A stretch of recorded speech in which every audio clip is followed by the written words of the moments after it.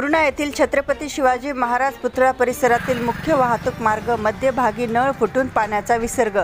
पूर्णा नगरपालिका शासनास आव्हान.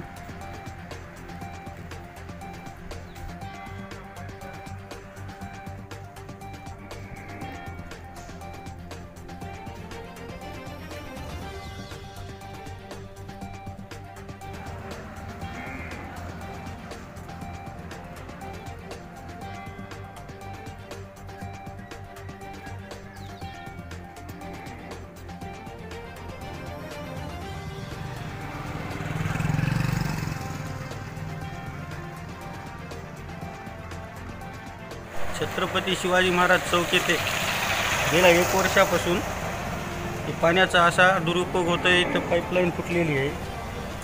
आपल्या पूर्णा शहरातील जे लोकप्रतिनिधी आहेत, आजी माजी भावी नगरसेवक, हेचं याच्याकडे दुर्लक्ष आहे आणि नगरपालिका प्रशासनसुद्धा झोपलेलं आहे. एवढं लोकायला त्रास होतं आहे, एवढं पाणी वाया जातं आहे. 1-2 वेळेस यानं रिपेअर केलं, आज रिपेअर केलं की उद्या खराब व्हायला.